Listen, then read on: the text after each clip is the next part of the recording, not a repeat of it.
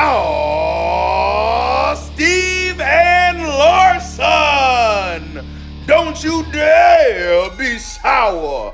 Clap for yourselves and feel the power. Yes. And all you people out there, you're watching Going in Raw with Steve and Larson. Hey, friendo, Steve here. And Larson. And welcome back to Going in Raw, the only pro wrestling podcast you need to be listening to right here at youtube.com/Steve and Larson, available wherever podcasts can be found, and of course taped live at the Twitch at twitch.tv/Steve and Larson. If you are looking for our AEW Rampage review, that will be on a separate video here on the YouTube and a separate podcast file in the audio realm. Of course, if you're able to join us for our Twitch streams on Friday nights, you just get the entire thing all in one big batch. Our Rampage watch along, then our Rampage recap, and then our Smackdown recap. So shout out to everybody for hanging out with us during that, and all the people who gifted subs and are supporting Going in Raw. Thank you so much. Thank you so much for that. So yeah, if you want our Rampage review, it is available, or it will be available depending on if Larson gets his up first or if I get mine up first. Who knows what's going to happen?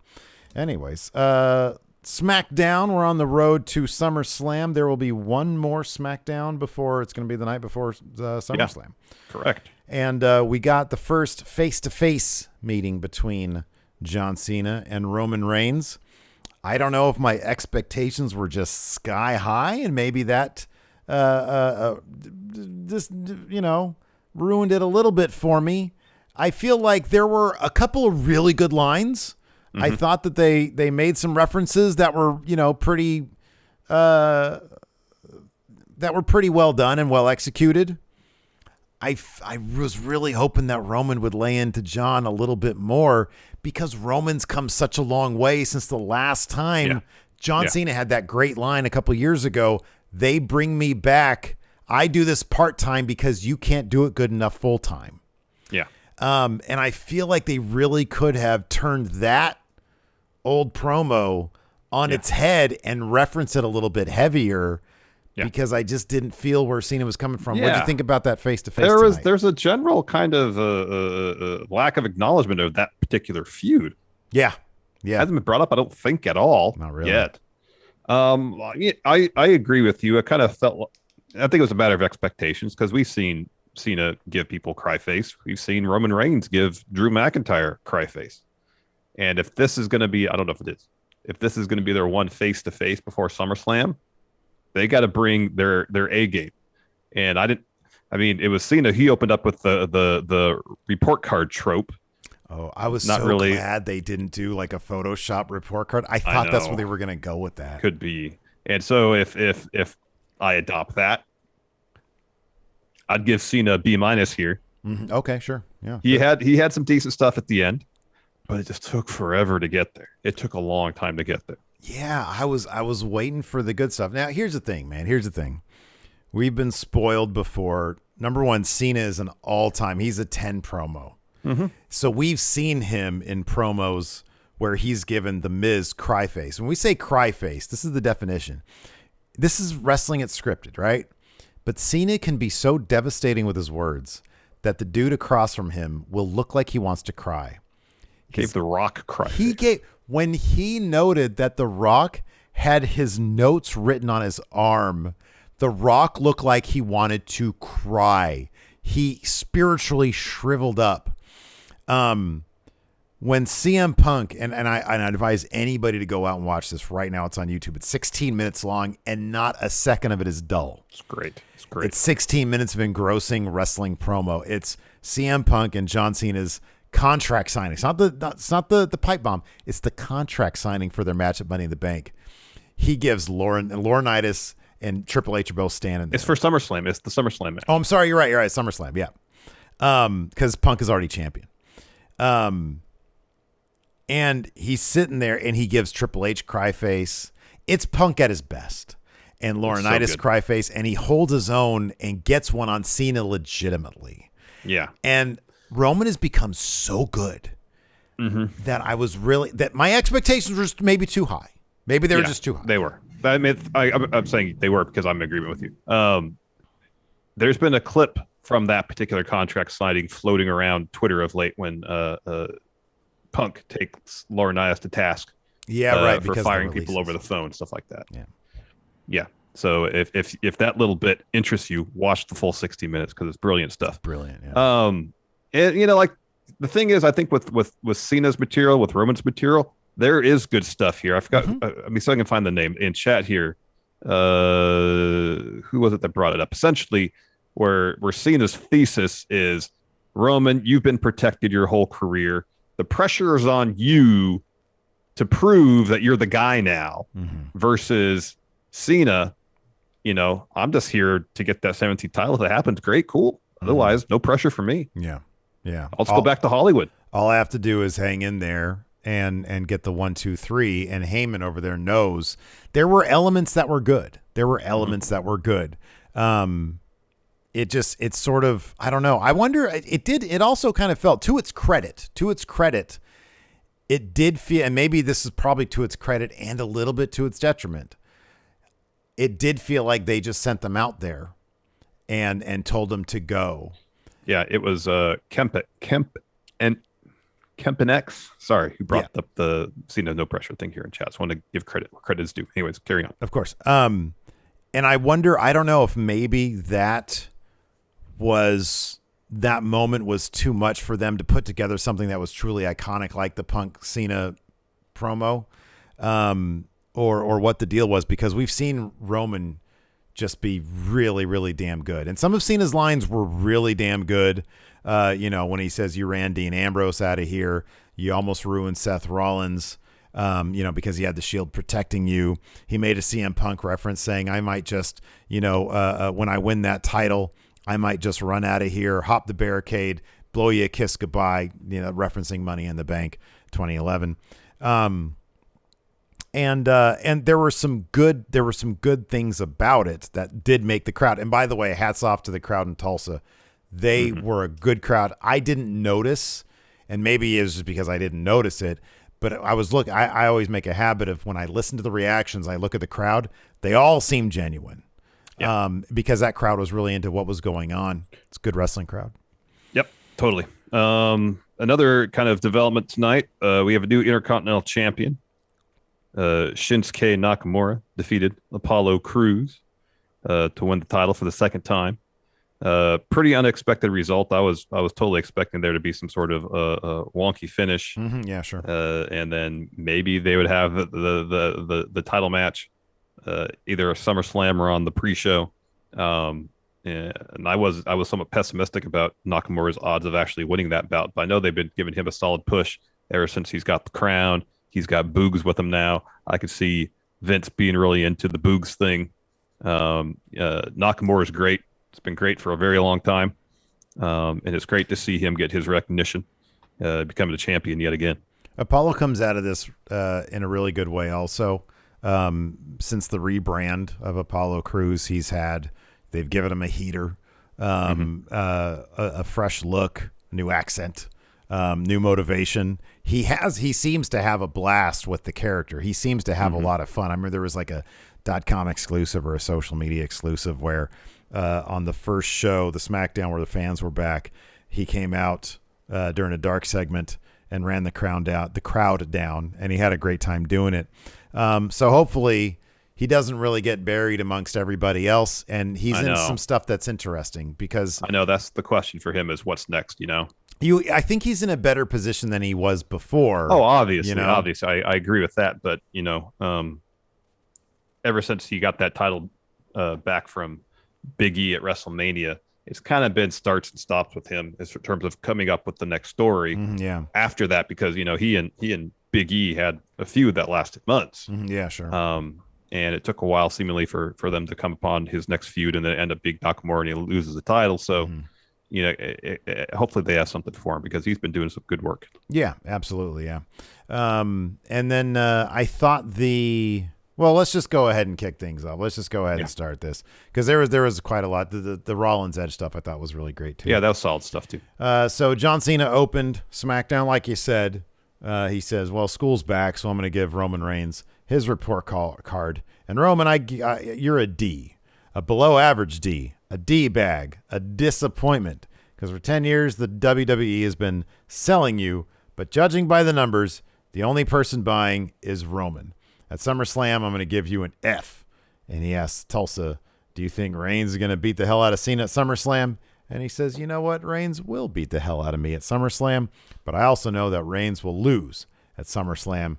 That brings Roman Reigns out. He just sort of lingers there on the stage. They start talking what's going to happen during the episode, and then we go to commercial before the face-to-face happens. Yeah, and he hasn't even made it to the ring yet. He's standing ringside when we come back from commercial break. And sauntering. And hats off to Roman. I don't know if he's really good with those sneaker raffles. He's got to connect with Jordan Brand. He was rocking the new Travis Scott Jordan 1, the highs. You were trying to get after those today, weren't you? No, I was trying to get after the lows. You were trying to go after the lows, but okay. I did try to get after the highs. Those are the highs are more limited run. Ooh. Anyways, so Roman gets in the ring. Cena kind of sarcastically introduces him to the audience, thanks him for coming, and Roman just says, "All right, let's not waste my time. Let's get on to it." Mm-hmm. And Cena says, "Oh, I'm not going to waste your time, but I am going to wait till SummerSlam to embarrass you on the biggest stage of them all." And Roman asks, "Oh, that's it? Is that all you got? Is that all you got?" Cena says, "That's all he needs." Is that a reference to the giant WCW? Probably not. Probably not. He says, "When I look at you, I see someone who thinks that it's his show." And Roman just goes, "Yeah, he's right." Thinking that everyone has to play by your rules. Yeah. Thinking that this is your company. Yeah. Everyone knows it belongs to the fans. And Cena says he's back because he's the only one that can shut Roman up. He says WWE has been pushing him for a decade now, and they keep doing it because he's their last chance they got.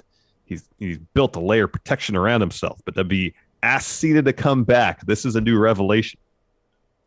That WWE asked Cena to come back to serve him a piece of humble pie because he's going to beat his ass. He's like, is it going to be Team Roman? He polls the audience again, or Team Cena, of course. The crowd is behind Cena. He says SummerSlam is going to be history. Yeah, so Roman says, John, I thought we were going to get something original, fresh, but we get penis jokes. Hit me with some good stuff. And Cena says, Roman, you're going to beat my ass at SummerSlam. It's probably going to be spear, big punch named after DC superhero. Was he not allowed to say Superman or something on this on Fox? Oh, maybe. Yeah. What you say, punch named after another DC superhero. Yeah. He says, hype man slimy in the corner, holding up the title. Heyman's smile quickly faded. He says, I don't need to prove myself to you. I just need to pin you. If I could hold on to that one more time, then make it 17. That match would make history. All I would need to do is 1, 2, 3. And as fun as that would be for me, I'm here to help you. Roman says, oh, Paul, he's here to help me. I'm not like you, John. We do sophisticated storytelling around here. You're arguably the greatest of all time. You're even underappreciated. Not enough respect goes on this man's name. You've done things no one has done before. You're the best. Every slot on Mount Rushmore. I'm just proud to say I could beat Cena. You're good enough to juggle Hollywood and WWE. You're good, man. What do you have, 4 movies out right now? You're good enough to main event SummerSlam with me. You're good enough to win the WWE title, but you're not good enough to win the Universal Championship. 20 years of missionary might be good enough for you, but it wasn't good enough for Nikki Bella, and that's the first one that, Yeah. He says, I'm going to smash you. I'm going to retain this title. I'm going to pack you up on a private jet and send you back to Hollywood. I want you to toast to this. This might be the last time we ever see John Cena again. Yeah. And Cena goes on about how Roman is protected. He says something along the lines of your giant bars of soap you got there for teeth. That was a pretty funny line.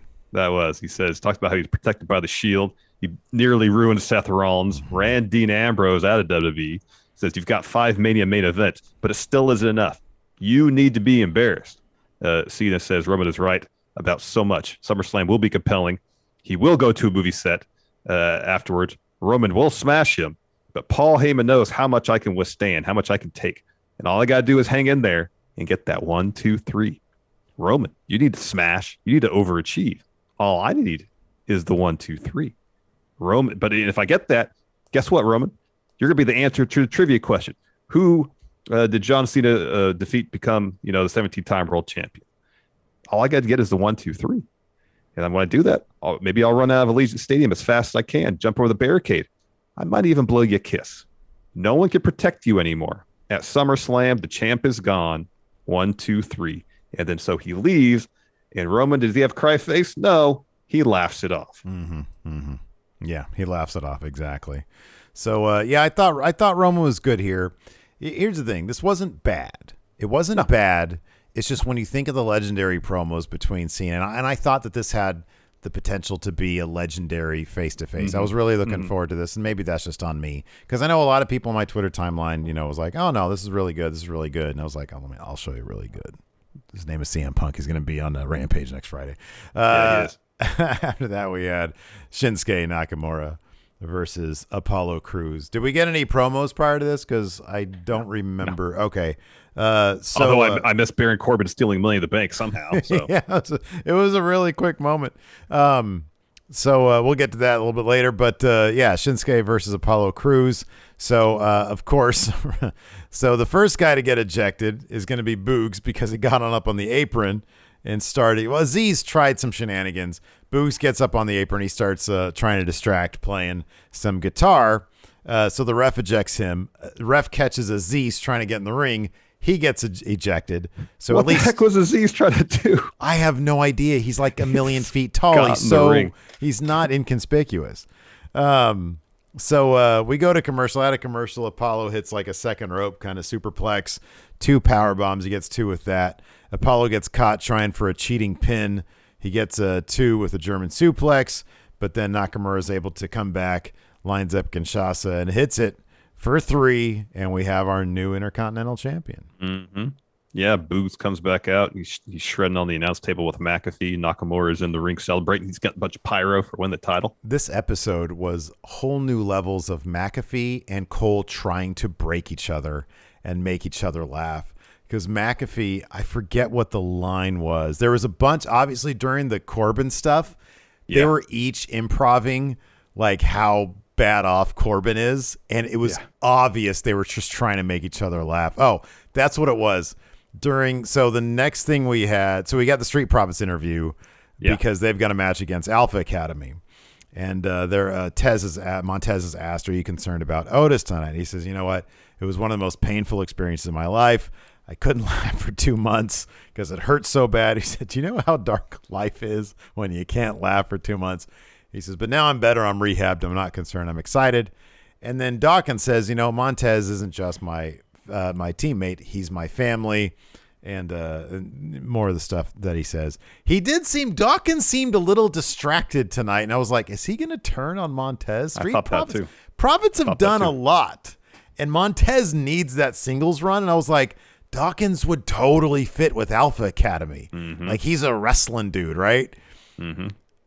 I want to see that split. I want to see that split happens. You and I have both been big on Montez potentially going singles at some point because he could be huge if that ever happened. But it was during this match when Otis gets in and McAfee says Otis is a bit like a nimble Clydesdale. And Cole goes silent and McAfee says, "You okay there?" Yeah. It's funny stuff.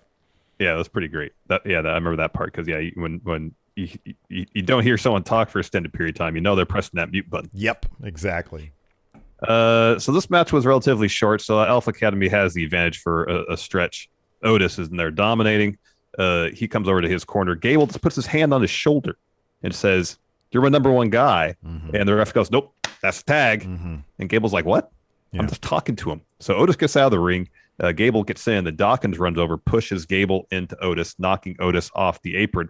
Montez comes flying through with the tope on Otis. The catch there was a little rough. That looked ugly, yeah. Yeah. And then in the ring, Dawkins hits that great butterfly corkscrew neck breaker thing he's been using for a finish to get the pin on Chad Gable. Yeah. Strong win for the Profits, but they're going to pay for it. I want to see that split happen, man. Nothing left for them to do. After that, we had Seth Rollins in the production truck yelling, making sure they get every minute detail of this video of his. Yeah. Perfect. And it was a really good video.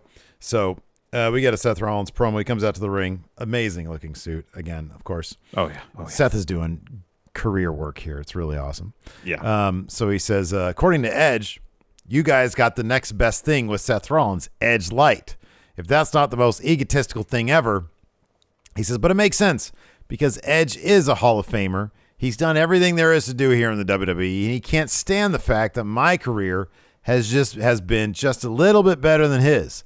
I've done everything he's done, but I've done it better, and we have proof of this, irrefutable proof. I put together a retrospective of our careers to prove it, and they roll this great video package where it sort of illustrates, that basically everything Edge has done, Seth has done better. It talks about Edge's Money in the Bank cash and how Seth's was more iconic. Talks about him winning the Rumble, but failing, after his Rumble victories. So it goes on and on like that. Comes back to Seth Rollins. And he says, I just realized I should be thanking, or he said, all of you should be thanking me. Had I stomped Edge in 2014, we wouldn't get this dream match. All those moments, his big comeback never would have happened. His acting career is gone. He wouldn't be at home pushing his girls in a swing. His girls would be pushing him in a damn wheelchair. And the crowd starts chanting, we want Edge. We want Edge. And he says, no. We want Edge. No, he's pushed me too far. And I like this. Every time he has a feud, he gets in his own head. He's making me say things I don't want to say. Mm-hmm. He's put himself between me and the Universal Championship too many times, compromising my future and my family. He gets right in the camera. He says, come here. Gets right in the camera. He says, times have changed. I have changed. I will not hold back or hesitate. I will stomp your head into this mat. And if it puts you out for good, then so be it. It's good stuff. Who wins it? Who wins at SummerSlam? It's Edge, right? Yeah, it has to be Edge. If this is how they're framing it, it has to be Edge. Seth has done so much that he's come back around to putting over guys coming back to WWE. Mm-hmm. Mm-hmm. This next bit was I don't know why this made me laugh. So it's Rey and Dom Mysterio backstage, and Rey's talking to Dom about how winning the tag titles was hard, but it's gonna be harder winning them back after you lost them, Dom. He pins the blame 100% on Dom, and I just laughed. In kayfabe, Rey is not a terribly good dad. He's just always he's just once again just putting the pressure on this poor dumb kid of his. And Dom is at this point, Dom is like, yeah, whatever, man. Well, he goes, well, we beat him before. Essentially, we can beat him again. It's fine. And Rey's like, no. You can't be overconfident. You can't take it for granted. This is yet another split. I can't wait. Oh, 1,000%. I am so actually looking for, a lot of people give Dom shit. I want to see this kid as the biggest piece of shit heel. I can't wait. I think it's going to be great when Dom turns on this old man. He's just meddling in his son's business, making him feel like an asshole. The kid has already been a tag team champion, man. Mm-hmm. Mm-hmm. And I can't wait for Dom to turn on his ass. I think it's gonna be great. Yeah. I'm eager for that to happen too. Then we had Rey and Dom taking on Bob Roode, Dolph Ziggler. Early on, Rey is isolated until he hits a seated senton on Dolph. He gets tagged to Dom. Dom goes on a run, which comes to an end after a famous serve from Dolph. Eventually, though, Dom hits an enziguri, sends Dolph into the rope, setting up for a 619. Usos show up on the Tron. They're taunting Dom, and he's distracted. So Roode then tags He's more hypnotized than when Alexa Bliss hypnotizes somebody. He can't stop looking at the Tron. I know. So Bob Roode tags himself in, and he comes charging towards Dom. And Rey pushes Dom out of the way, and he's yelling at Dom, pay attention. He's yelling at him. Yeah. And Dom's kind of looking around. I think Roode kicks Rey off the apron. And then Dom rolls up Robert Roode to get the win. Bob Roode, hapless. Just this kid cannot be more. It's like he looked up there and there was like a naked chick up there or something. He cannot take his damn eye. It's like he's watching an Amaranth stream on the Tron. She's licking some ear mics and he can't look away. And Bob Roode still can't win the damn match. Can't. Oh, this was great. Hey, yeah, Dang MQ here in chat says, yeah, he splits with his dad and he reunites with Marcel Bartel and Fabian Eichner. So afterwards, the Usos, they say, hey, that win must have felt good in a week. You're stepping in the ring with them, 7-time tag champions. Usos totally winning. Mysterios breaking up. Oh, man. I hope that happens.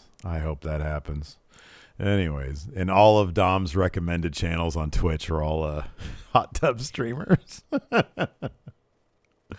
Oh, man. After that, we got Corbin's last plea. So he comes down the ring and he says, I've been down on my luck lately, in case you didn't know. Sad part is, though, that it's so much worse. If he doesn't get help, he's going to have to file for bankruptcy. And the crowd starts giving him crap. And he's like, oh, that's what's wrong with society. When someone is down, you just want to kick them even more. And he says, this is the last time publicly I'm going to ask for help. I'm used to a particular lifestyle, so I'm going to have to ask everyone here to contribute $1,000. But I've made it easy. I got a credit card scanner for my phone.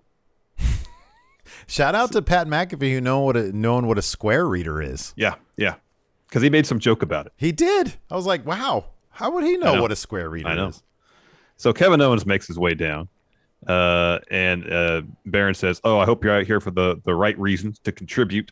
And Kevin Owens says, I'm not here to help you, but this needs to stop. You need to stop begging for money from these people. I tried to help you as someone who's made mistakes in the past. He tried to empathize with Baron. He thought maybe helping Baron would show him a path to change to make him a better person. He said, but you're not. You ruined Finn's contract signing because you wanted that match to make some money, and then you go to Raw, and when Drew was willing to hear you out, you asked for $100,000. Who does that? And Baron just says, someone who needs $100,000. Yeah, someone who needs $100,000, man. Just give me your spare change. I'm not leaving till you give me a minimum of $1,000. And he's like, I hope this thing accepts your Canadian credit cards. Yeah. Oh, that was great. And then Kevin Owens says, sure, the people want you to leave, but to get the money, you got to beat me in a match. But if you lose, Baron, you got to stop with all this. And you got to start helping yourself. So Baron agrees. He says, but I wouldn't be in this situation, Kevin Owens, if you weren't such a cheap piece of... And then Kevin Owens drops him with a stunner. So then we get the match, Kevin Owens versus Baron Corbin. Corbin comes to enough to start the match. Owens pretty much dominates this. Corbin comes alive a little bit with like a right hand when Owens is on the apron. Mm-hmm. At that point, I noticed Cole and McAfee, they're just, they're talking about, apparently his mom, gave him the cell phone. He's on her plan.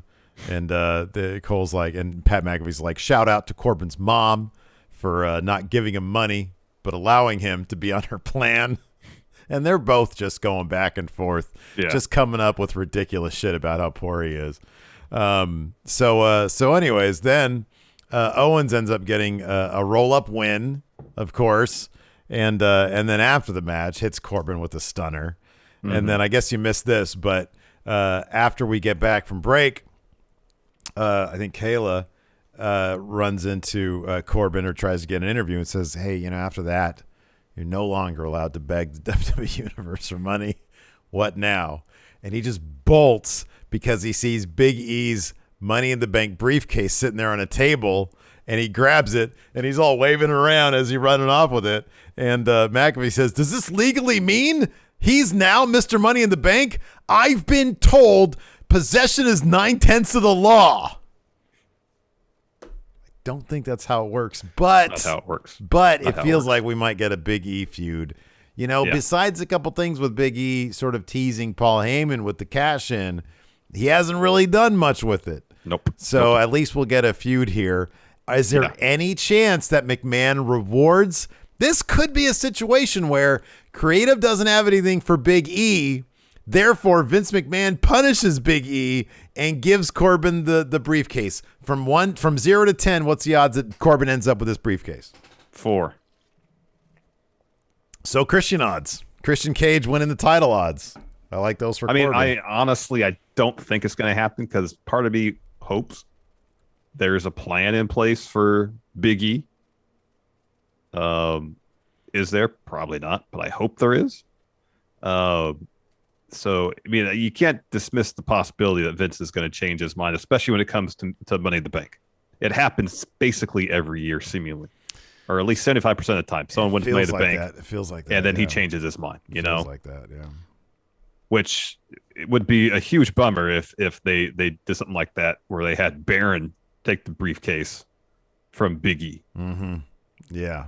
Yeah. Because what's Baron going to do? He's going to cash in on Roman and get humiliated. It'd be a complete and total waste.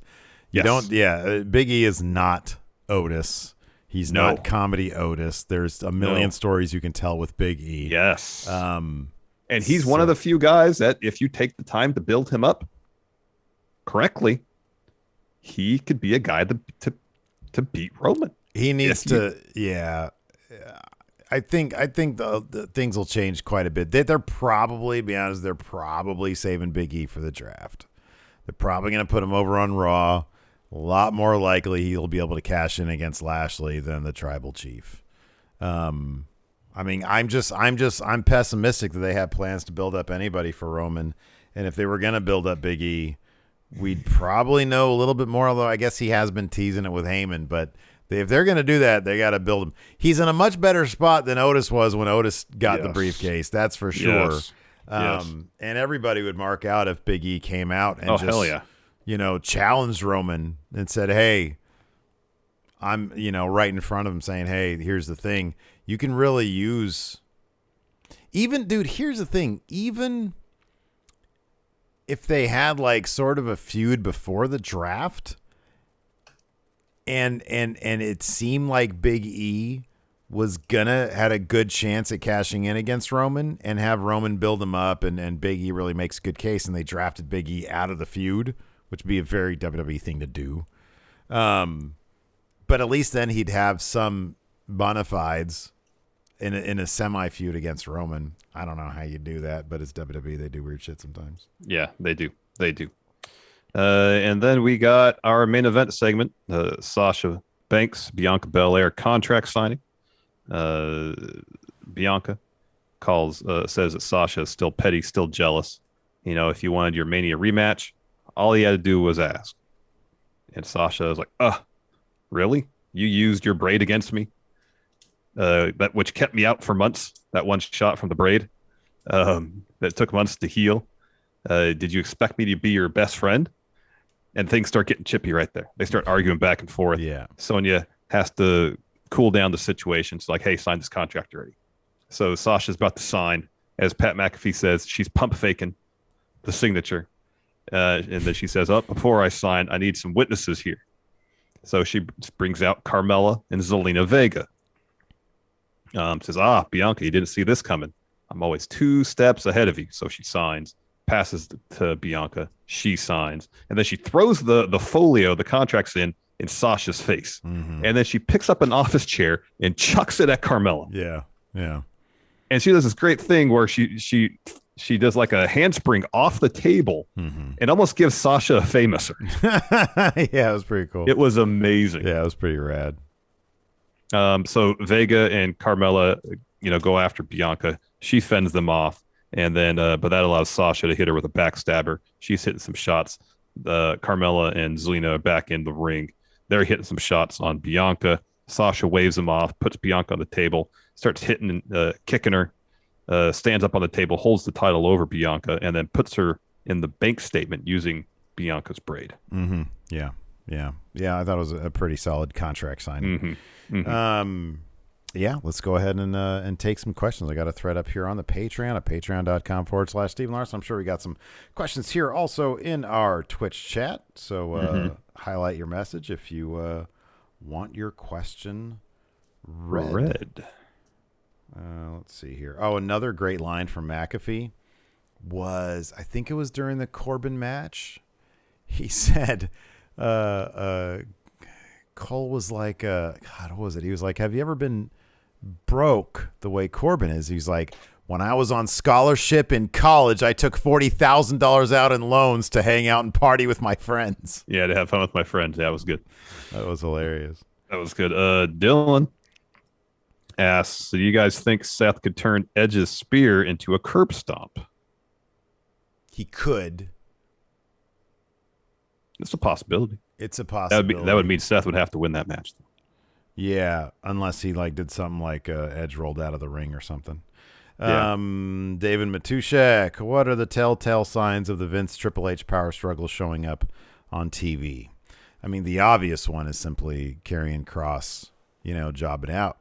The fact that we didn't see Shotzi or Tegan Nox tonight. But I don't know. I mean, that might just be more of like, hey, Vince likes them. I don't know. That could also be because Natalia's hurt and they're waiting to continue that story once Natalya comes back. Right. Because it was all about the tag titles. Yeah. Let's see here. Dale Cooper says Big E Money in the Bank run has been Otis levels poor. I forgot he even had it. I wouldn't go that far. Have they been underutilizing Big E? Yes. But we're not even a month removed from Money in the Bank, so I would argue. So here's the thing.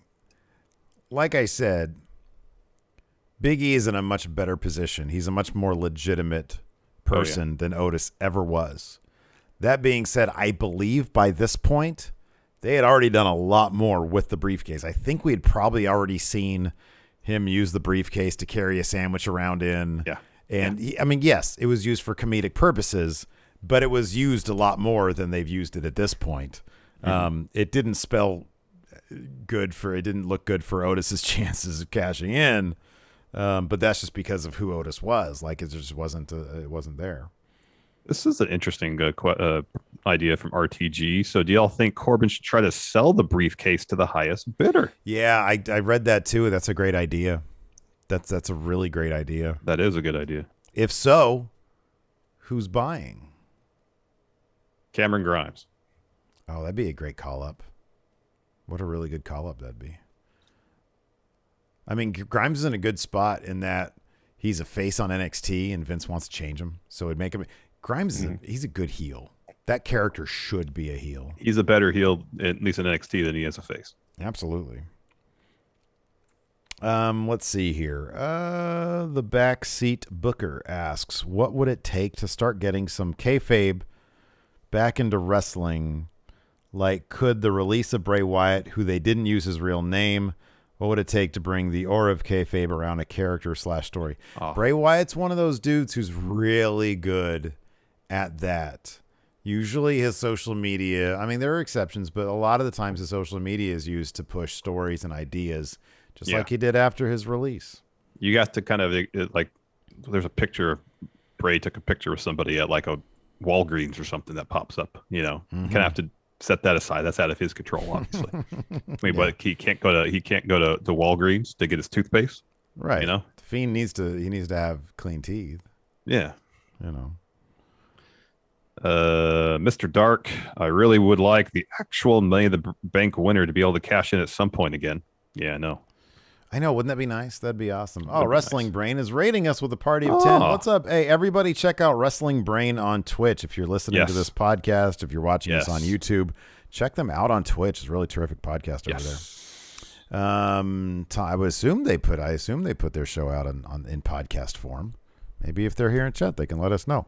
Thomas Austin Jr. says, the Declaration of Independence goes missing. The U.S. government chooses going in Raw to get it back. What 4 SmackDown wrestlers do you choose to team up with?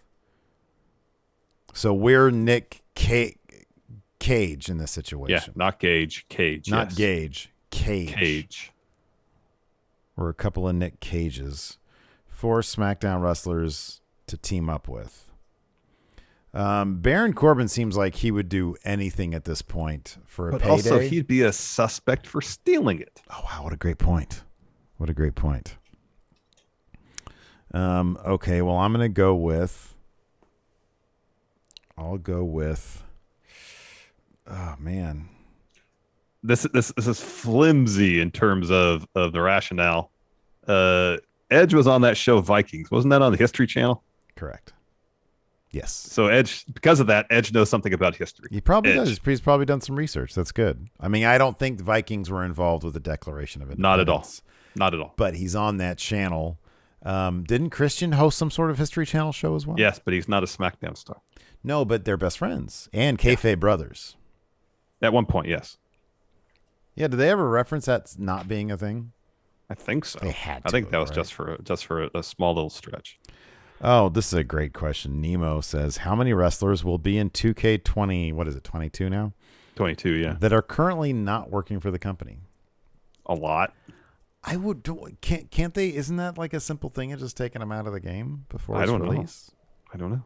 Are there already? When is this coming out? October, probably. Probably, yeah. So it's probably pretty far into development at this point. Yeah. I'll say someone else that should be on our team. Shotzi. We don't know what kind of situations we're going to find ourselves in. We need a weapons expert. Oh yeah, you can go anywhere with that tank. Mm-hmm. That's a good one. So that's 2. We need 4. We need 2 more. Gee whiz. Is Sammy useful at all? I feel like he had to do some research for that documentary. Yeah, depending on what kind of forces we're dealing with, this could be a grand conspiracy. There could be a conspiracy involved. That's true. Yeah, that could true. be. And then Kevin Owens just to keep Sammy in check. There you go. That's good. That's a good squad. Yeah, that's a solid squad right there. Let's see here. Anthony R. What do you think that is the fine for violating WWE's dress code? You get jobbed out to the Undertaker. They said it was $500. That's what they said. Okay. On SmackDown. I said. I was going to say the alternate is if you're champion, you get jobbed out to the Undertaker in the opener for Hell in a Cell. Mm-hmm. In a 10-minute match. Philly Flexer. Can we get Baron on Pawn Stars trying to sell the case? Hardcore Pawn, yes. Pawn Stars, no. But definitely go see Les Gold at Hardcore Pawn. That dude's name, you think that's his shoot name, Les Gold? And he's a pawn guy? I can't wait for Smash Zone for Hardcore Pawn. Can't wait. Yeah. Gosh. White Brownie with Sasha seemingly forming an alliance with Zelina and Carmella. What other 2 wrestlers could help back up Bianca? Shotzi and Tegan, yeah. If they're waiting to carry on with their story for the tag titles, until before Natalya comes back. Have them help out Bianca. Absolutely. We're going to end on this one. Wolfpack for Life says, just got a new kitten. Any ideas for wrestling-themed names? Fuego. Ernest Miller. Okay, you win. Ernest Miller. That's good. You know why? Because he's a cat. He was the cat. He was the cat.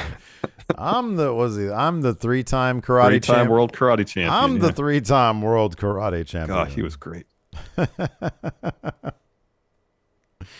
Oh, that's good. Fantastic. All right, my dog wants to leave my office. Thanks everybody for tuning in. We appreciate it. If you're listening to this in the audio realm, do us a favor, leave us a rating, review, or a comment. If you're watching on YouTube, hit that thumbs up, hit that subscribe button. Thanks everyone. Dang, MQ says finest cat. Remember finest cat? Yep. Till next time, we'll talk to you later. Goodbye. Finest cat.